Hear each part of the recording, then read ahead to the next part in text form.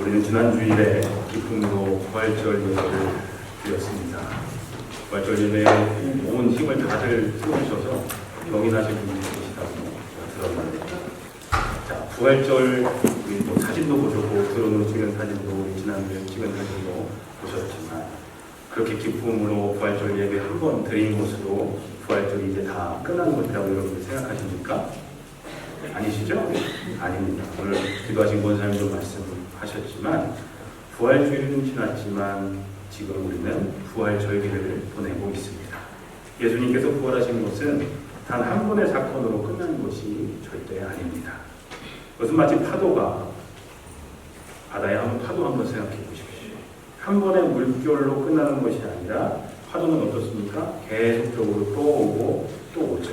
계속적으로 밀려오듯이 예수님께서 부활하심으로 인해 생긴 그 기쁨과 소망과 감격의 파도는 모든 그리스도인들의 삶 속에 계속해서 파도처럼 밀려와야 한다는 겁니다. 성경은 부활하신 예수님께서 밀려오는 파도처럼 제자들에게 여러 차례 나타나셨다라고 증언하고 있습니다. 요한복음에 의하면 부활하신 예수님은 제자들에게 3번 나타나셨습니다. 첫 번째는 주님이 부활하신 날 저녁입니다. 막달라 마리아에게 부활 소식을 전해들은 제자들은 문을 굳게 닫고 몰래 한 자리에 모여 있었죠. 부활이 과연 사실일까? 여인들이 봤다고 하고 얘기를 하는데 과연 사실일까 의심하면서 유대인들이 자신들을 해칠까봐 두려워하던 제자들에게 예수님께서 오셔서 평안을 선포하십니다. 예수님이 처음 찾아오셨을 때 마침 도마가 없었기 때문에 8일째 되는 날 2번째로 다시 찾아오십니다. 주님은 제자들에게 다시 한번 평안을 선포하시면서 도마에게는 이렇게 말씀하십니다. 네 손가락을 이리로 내밀어 내 손을 보고 네 손을 내밀어 내 옆구리에 넣어봐라. 그리하여 믿음 없는 자가 되지 말고 믿는 자가 되라 라고 말씀하십니다. 그때야 비로소 도마가 가졌던 모든 의심이 일순간에 사라집니다. 그러면서 도마는 누구도 하지 않았던 요한복음의 절정을 이루는 신앙 고백을 합니다. 요한복음 20장 28절에 예수님은 나의 주님이시며 나의 하나님이십니다 라고 고백합니다. 한번 따라해 보실까요? 예수님은 나의 주님이시며 나의 하나님이십니다. 사실 요한복음은요 20장으로 끝이 나도 전혀 문제가 없습니다. 20장의 마지막 절인 30절과 31절에 보시면 요한복음을 기록한 목적에 대해서 언급하고 있기 때문입니다. 꼭 분위기가 이제 성경이 다 끝날 것 같은 그런 분위기입니다. 근데 사도 요한은 그 후에로 시작하는 21장에서 다시 한번 3번째 예수님께서 제자들을 찾아오시는 장면을 기록합니다. 그 당시 제자들은 영적으로 깨어있지 못했었기 때문에 주님의 고난과 십자가의 의미를 제대로 깨닫지 못했을 뿐만 아니라 예수님이 체포되실 때 두려워 도망갔고 예수님을 배신하면서 부끄러운 행동들을 너무나 많이 행했습니다. 이런 실패와 도주와 상심으로 무너진 제자들, 특별히 예수님을 격렬하게 부정했던 베드로에게는 하나님 나라의 확장이라는 중대한 사역을 주님께서 맡기시기 전에 그의 인격적인 회복이 반드시 필요했었습니다. 비록 제자들은 실패했지만 예수님은 그들을 회복시켜 주시기를 원하셨습니다. 그래서 요한복음의 저자 사도 요한은 베드로에게 초점을 맞추어서 제자들을 회복시켜 주시는 주님의 모습을 오늘 본문을 통해서 보여주고 있습니다.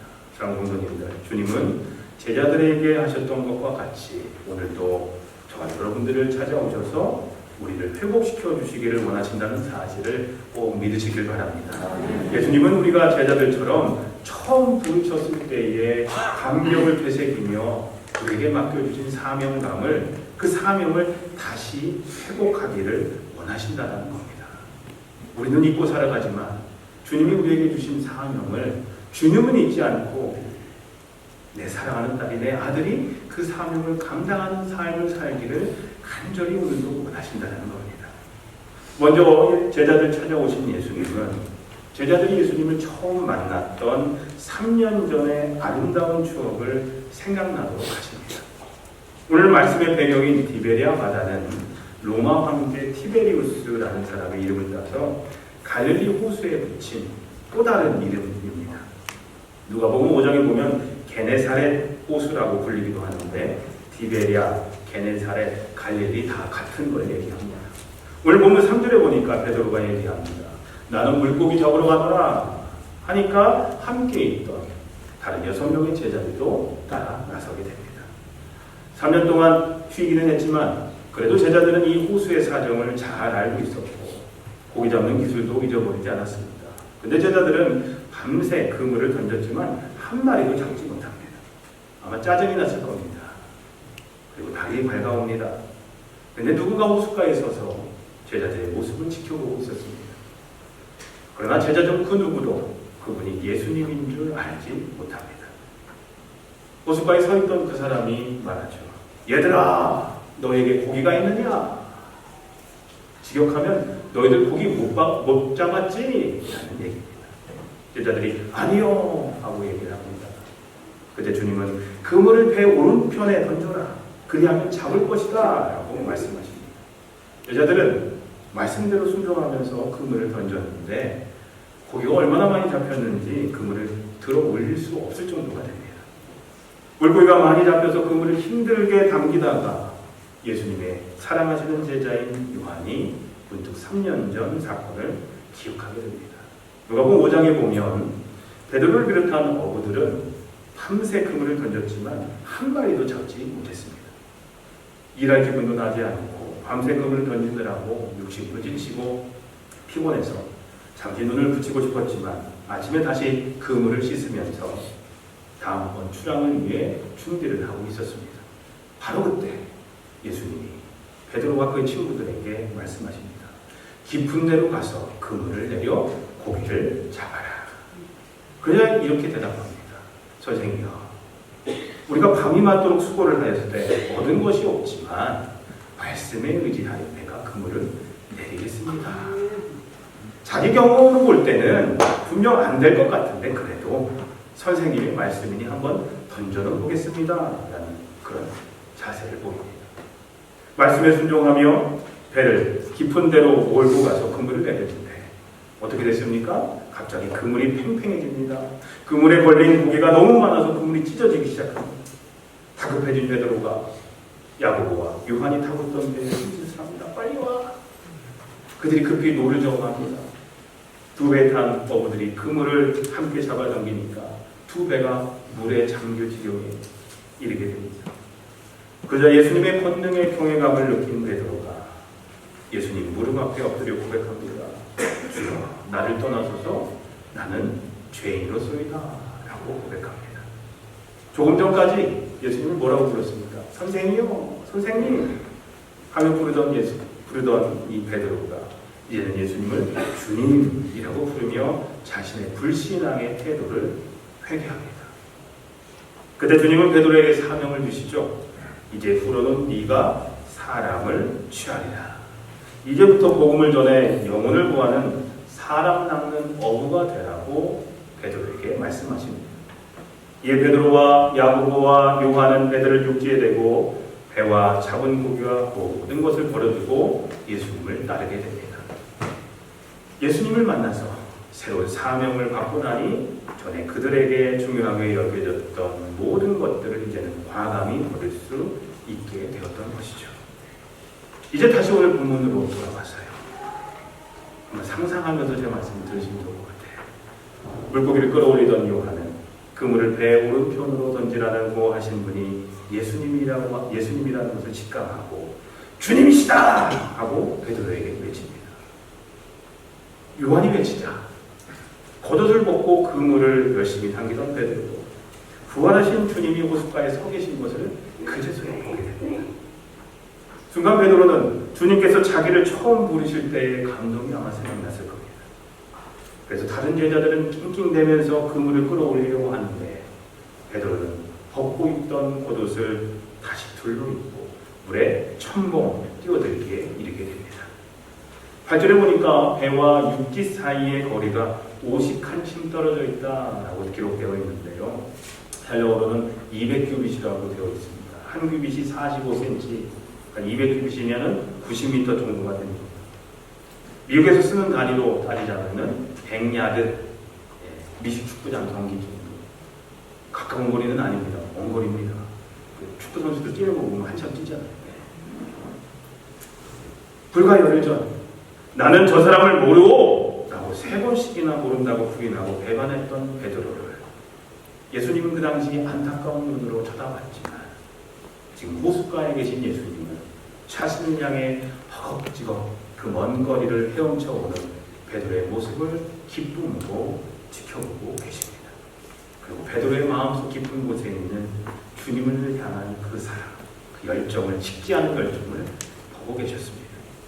이렇게 3번째로 제자들을 찾아가신 예수님은 제일 먼저 제자들이 예수님을 처음 만났던 그 순수하고 아름다웠던 추억들을 생각나게 하십니다. 예수님을 향한 처음 믿었던 그 첫사랑을 회복하게 하십니다. 사랑하는 성도님들, 혹시 여러분들 중에 지금 여러 가지 일들로 인해 지금 낙심하고 계신 분들이 계십니까? 신앙적으로 방황하고 계신 분들이 계십니까? 혹시 주님께 멀어진 분들이 혹시 계십니까? 베드로와 같이 주님을 향해 나아가시길 바랍니다. 주님을 향해 걸어가시길 바랍니다. 주님 앞으로 나아가시길 바랍니다. 그래야 소망이 있습니다. 그래야 문제 해결함을 받을 수가 있습니다. 예수 앞에 나가야. 자신을 배반했던 베드로를 지금 인자한 눈으로 보고 계시던 예수님, 분명 우리가 주님께로 나아갈 때 비록 내 사랑하는 딸이 내 아들이 비록 오랫동안 방황하고 힘들어하고 있지만 그래도 주님께로 나아간다면 베드로를 바라봤던 그 눈으로 똑같이 인자한 눈으로 우리를 바라봐 주실 줄로 믿습니다. 제자들 찾아가서 제자들이 예수님을 처음 만났던 3년 전 아름다운 추억을 생각나게 하신 예수님은 둘째로 과거에 제자들이 지었던 모든 실수들을 사랑으로 덮어주십니다. 내가 주와 함께 죽을지언정 주를 부인하지 않겠나이다 라고 장담했던 베드로였죠. 하지만 체포당하신 예수님을 따라 대제사장 집에 들어갔다가 주변 사람들이 추궁하자 겁에 질린 베드로는 주님을 모른다라고 3번씩이나 부인했던 것을 우리는 알 수 있습니다. 저주하며 맹세하며 부인할 때 베드로는 주님과 눈이 마주쳤습니다. 몇 주 전에 설교했던 거 기억나시죠? 그때 베드로는 오늘 닭이 2번 울기 전에 네가 3번 나를 부인하리라 하는 예수님의 말씀이 생각나서 밖에 나가서 심히 통곡합니다. 주님은 끝까지 자기를 사랑하셨는데 자기는 주님을 배신했다고 생각하니까 그 죄책감에 견딜 수가 없었습니다. 예수님이 부활하신 뒤에 제자들에게 2번이나 더 찾아오셨을 때도 베드로는 아마 예수님과 눈도 마주치지 못했을 겁니다. 자신을 바라보던 그 고통당하면서 자신을 바라보던 주님의 눈이 기억났을 겁니다. 베드로 본인 스스로는 창피하고 다시 일어날 용기도 없었고 모든 사람들을 피해서 숨고 싶은 심정이었을 겁니다. 그러나 주님은 베드로에게 다시 찾아오셔서 주님과의 관계를 회복하고 다시금 자신감을 회복시켜서 기쁨으로 베드로가 그 사명을 감당하기를 원하셨습니다. 오늘 8절에 보니까 7명이 달려들어서 당겨도 끌어당기기가 힘든 상황에서 베드로마저 빠지니까 더는 그물을 당길 수가 없게 됩니다. 제자들은 고기가 가득한 그물을 매단 채 배를 몰고 호숫가로 나아갑니다. 육지에 올라와 보니 예수님께서 이미 숯불을 피워놓으셨습니다. 불 위에 생선이 지글지글 익고 있었고 그 옆에는 빵이 놓여 있었습니다. 예수님은 밤새 고기를 잡느라고 지친 제자들을 위해 아침을 준비하심으로 그들을 향한 사랑을 보여주십니다. 예수님이 지금 잡은 생선을 좀 가져오라고 하시자 베드로가 배에 올라 그물을 육지에 끌어올리니까 그물에 가득히 찬 물고기가 153마리라고 기록되어 있습니다.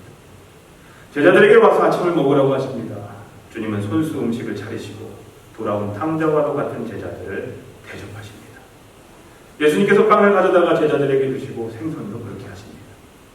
해가 뉘어뉘어 저무는 저녁에 어느 날 저녁에 예수님이 광야에 있던 무리들을 위해서 오병이어 벌떡 5개와 물고기 2마리를 가지고 축사하시고 배불리 먹이시던 장면을 생각나게 합니다. 그때 음식을 먹은 무리들은 예수님을 왕으로 삼으려고 소동을 벌였던 것을 우리는 잘 알고 있습니다. 그런데 지금 이 제자들과의 아침 식사 자리에는 그런 흥분은 없었습니다. 식사 도중 그 누구도 말을 하지 않았습니다. 아니, 말을 할 필요가 없었습니다. 말을 하진 않으셨지만 주님으로부터 흘러나오는 그 뜨거운 사랑, 제자들 향한 그 뜨거운 사랑이 아직 쌀쌀한 아침 공기를 훈훈하게 만들었습니다. 그들은 더는 춥지 않았습니다. 배고프지도 않았습니다. 자신들의 부족함에도 불구하고 포기하지 않고 끈질기게 자신들을 붙드시는 주님의 사랑을 제자들은 느낄 수가 있었습니다. 갈릴리 호숫가에서 그 아침에 제자들이 했던 그 식사는 부활하신 주님과 이 땅에서 마지막으로 나눈 식사로 그들 생애 가운데 있어서 결코 잊을 수 없는 치유와 회복의 시간이 됩니다. 사랑하는 성도님들, 오늘 본문의 말씀을 통해 예수님이 저와 여러분들에게 말씀하고 계시는 메시지는 뭘까요? 첫째로 주님의 사랑을 기억하라라는 겁니다. 한번 따라해 보실까요? 주님의 사랑을 기억하라. 비록 세상은 우리를 노려보고 우리들의 무너진 모습을 보고 손가락질해야 한다 할지라도 우리 주님은 오늘 우리의 초라한 모습 속에서도 신실했던 어제의 모습을 기억한다는 사실을 잊지 마시길 바랍니다. 사람들은 겉으로 나타나는 것 이상을 보지 못합니다. 그래서 10길 물속은 알아도 한치도 안 되는 사람 마음속은 모른다라고 하지 않습니까? 하지만 주님은 우리의 중심만을 보십니다. 사람들은 겉모습을 보고 판단을 합니다. 우리는 지금 함께 예배를 하고 있는데 여러분들이 무슨 생각을 하는지, 딴 생각을 하고 예배에 참여하고 계시는지 우리는 알 수가 없습니다. 절 보고 있으니까 예배 잘 드리는 것처럼 보이죠. 그런데 하나님은요, 우리의 중심을 지금 보고 계십니다.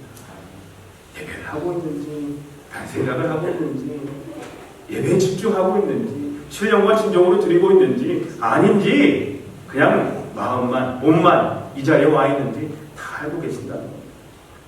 하나님은 단순히 겉으로만 드러나는 인간의 언어와 행동만을 보시고 우리를 판단하지 않으십니다. 오랫동안 기도한다고, 손들고 기도하고 찬양한다고 그것만 보고 우리를 판단하지 않으십니다. 우리의 마음을 보십니다. 밖의 모습만, 언어와 행동만을 보시고 베드로를 판단했다면 베드로는 주님으로부터 영원히 버림받았을 겁니다. 베드로는 예수님으로부터 다시 내 양을 치라 라는 사명을 받을 때 주님께 이렇게 고백합니다. 주님, 모든 것을 아시오매 내가 주님을 사랑하는 줄 주님께서 아십니다 라고 얘기를 합니다. 사랑하는 성도님들, 주님은 우리의 최악의 순간들을 다 알고 계십니다. 그러나 주님은 우리의 최선의 순간들도 잊지 않으신다는 사실입니다. 베드로는 제자로서 내려갈 수 있는 가장 윗바닥까지 떨어졌습니다. 그래서 주님은 베드로를 그래도 포기하지 않으셨습니다. 오히려 자책감에 고통에서 몸부리치는 베드로에게 찾아오십니다. 이것이 십자가의 사랑과 십자가의 능력인 겁니다. 이 사랑과 능력을 가지고 주님은 오늘도 우리를 찾아오십니다. 온전치 못한 베드로의 모습을 우리는 우리 삶 속에서 자주 드러냅니다. 우리도 베드로처럼 주는 그리스도시오 라고 고백합니다. 우리도 베드로처럼 주님을 사랑합니다 라고 말합니다. 그러나 시험에 빠지면, 어려움에 부닥치면 우리도 베드로처럼 주님을 모른다라고 부인할 가능성이 크다는 겁니다. 장로님들, 배반했던 제자들에게 주님께서 보여주셨던 끈질긴 그 사랑을 우리는 항상 기억해야 할 줄로 믿습니다. 그리고 다시 일어서시길 바랍니다. 실패하고, 그리고 내가 잘못했다 할지라도, 죄를 지었다 할지라도 넘어지지 마시고 다시 일어나야 될 줄로 믿습니다. 다시 힘을 내시길 바랍니다. 예수님의 그 사랑을 끊임없이, 내가 넘어져도 나를 사랑하시고 일으켜 세워주시는 그 주님의 사랑을 기억하시길 바랍니다. 오늘 본문 말씀을 통해서 우리에게 말씀하시는 첫 번째 메시지는 주님의 사랑을 기억하라라는 겁니다.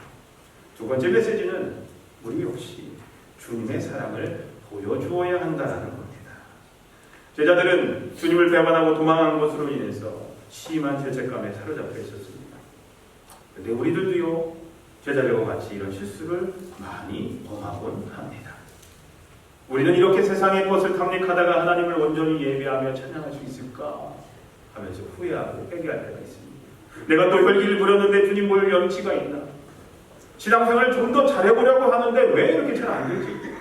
내 삶에 왜 신앙의 열매는 맺혀지지 못하지? 하면서 우리 역시 죄책감에 빠질 때가 있습니다. 그러나 주님은 제자들의 잘못을 묻지 않으셨습니다. 베드로, 요한, 너희들 지난번에 왜 그랬어? 내 십자가에 달렸을 때 너 왜 그랬어? 내 고통당하고 있을 때 너희들 왜 그랬니? 괜찮아. 다 지난 일이니까 한번 혼내지 않을 테니까. 나 이미 부활했잖아. 그러니까 걱정하지 마. 근데 한번 얘기나 들어보자. 라고 말씀하지 않으셨습니다. 도리어 그들을 위하여 따뜻한 아침을 준비하셨고 사랑을 보여주셨습니다. 우리가 누군가의 잘못을 지적한다고 해서 상대방이 다 회개하지 않습니다. 우리는 정말 쉽게 지적을 합니다. 충고합니다. 근데요, 변화는 그런다고 해서 변화가 일어나지 않습니다. 변화는요, 상대방이 나를 얼마나 사랑하고 있느냐, 끊임없이 사랑하고 있느냐, 내가 이럼에도 불구하고 나를 그렇게도 오랫동안 사랑하고 있느냐 하는 그런 깨닫는 순간에 변화는 일어납니다. 무한한 사랑을 베푸는 상대방을 바라보면서 내가 이럼에도 불구하고 여전히 나를 사랑하네 하는 마음을 바라보면서 내가 얼마나 부끄러운 존재인지를 깨달을 때 비로소 회개에 이르게 됩니다. 그런 의미에서 우리는 말보다 사랑이 앞서는 삶을 살아야 합니다. 근데 우리는 말이 앞서죠. 사랑이 앞서지를 못합니다. 주님은 삭개오에게 너는 어찌하여 다른 사람들의 것을 착복했느냐? 라고 지적하지 않으셨습니다. 대신 뭐라고 말씀하셨어요? 내가 오늘 내 집에 가서 함께 식사하겠다 하시면서 그에 대한 사랑을 보여주셨습니다. 그랬더니 삭개오에게 놀라운 역사가 일어났죠. 다른 사람들은 너의 인생은 잘못된 인생이야, 너는 도둑놈이야, 민족의 배반자야 하고 비난할 때는 꿈쩍도 하지 않던 삭개오였습니다. 근데 주님의 사랑의 그 말 한마디에 내가 토색한 물질에 4배나 갚겠습니다 라고 고백하며 새로운 인생을 시작할 수 있었습니다. 사랑입니다. 사랑. 만약 우리 삶 가운데 내게 잘못한 사람이 있다면 그들에게 말로 접근하는 것이 아니라 사랑으로 접근해야 합니다. 진정한 변화는 잘못된 것을, 잘못을 지적한다고 일어나는 것이 아니라 사랑으로 감쌀 때 일어난다는 사실을 예수님의 삶을 통해서, 오늘 본문을 통해서 우리는 알 수가 있는 겁니다. 그렇기 때문에 우리는 사랑할 줄 아는 삶, 주님의 사랑을 보여주는 삶을 살아야 할 줄로 믿습니다. 이제 말씀을 정리하겠습니다. 구원하신 주님은 제자들을 찾아가서 제자들이 예수님을 처음 만났던 3년 전 아름다운 추억을 생각나도록 하십니다. 그리고 제자들의 과거의 실수를 모두 사랑으로 덮어주십니다. 사명 감당할 수 있도록 제자들을 다시 세워주셨습니다. 우리 주님은 이런 분이십니다. 우리는 남의 잘못을 감춰주기보다는 드러내려고 하는 습성이 있습니다. 하지만 주님은 그렇지 않으신 분이심을 오늘 본문을 통해서 알 수가 있습니다. 쌍성도님들, 주님의 삶을 뒤따르는 제자들로서 주님의 한없으신 그 사랑을 꼭 기억하시길 바랍니다. 주님이 나를 얼마나 사랑하시는지 그 사랑을 기억하시길 바랍니다. 죄악 속에 있던 나를 건져내려 십자가 위에서 물과 피를 쏟아내신 그 사랑을 기억하십시오. 그리고 그럼을 통해 사명 감당할 새 힘을 얻으시길 바랍니다. 그리고 주님의 그 사랑을, 내가 경험한 주님의 그 한없으신 그 사랑을, 나 같은 죄인도 살리시고 사랑하시는 그 사랑을 우리 삶을 통해서 우리 이웃에게, 여러분들의 이웃에게 드러내시길 바랍니다. 보여주시길 바랍니다. 교회 안에서 그것을 나타내 보여주시길 바랍니다. 이것이 부활 절기를 살아가는 오늘날 우리들에게 부활하신 주님이 간절히 원하시는 주님의 뜻인 줄 믿습니다. 기도하겠습니다. 하나님, 예수님께서 제자들에게 보여주셨던 그 사랑을 기억하게 해주시옵소서. 그 사랑을 통해 지친 저의 영혼을 다시 솟행케 하시고 새 힘을 얻게 해주시옵소서. 또한 그 사랑을 실천하며 살게 해주시옵소서. 주님, 저희를 향한 그 한없으신 사랑에 감사드립니다.